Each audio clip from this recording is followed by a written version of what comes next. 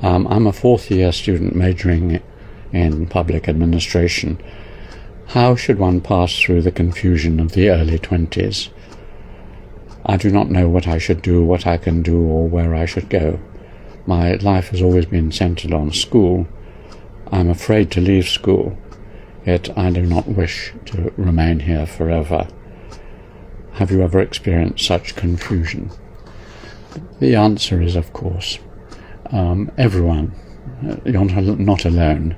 Almost everyone suffers from some confusion towards the end of their schooling, because they're inside a fairly protected, regular institution where the rules and patterns and expectations are all laid down for you, and suddenly you're contemplating something much wilder, much freer, but also much more challenging.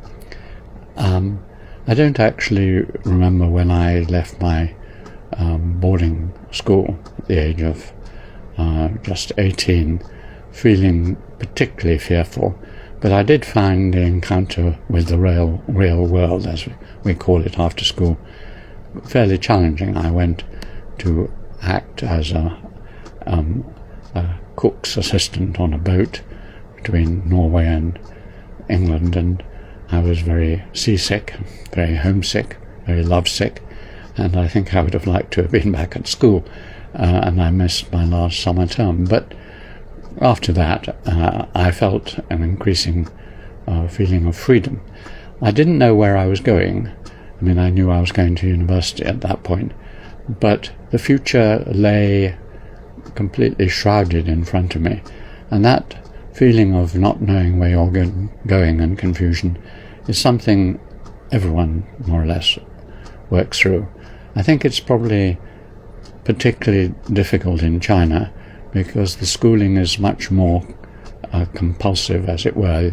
The hard work you have to do, the regimentation is much greater than in English schools. And talking to young Chinese, they often do find university a shock. For example, they've not been really encouraged to have deep friendships with people of the opposite sex, for instance, at school, whereas suddenly at university their parents and others expect them to start forming relationships which might lead later into marriage. So that's a shock. And the freedom, looking after your own life, your own finances, arranging your own time, arranging your own studies, that is difficult. But you'll manage. Everyone does. And not to worry about knowing where you're going. You are on a path or journey, like many great journeys, the journey to the West, Monkey, where you don't know the next stage.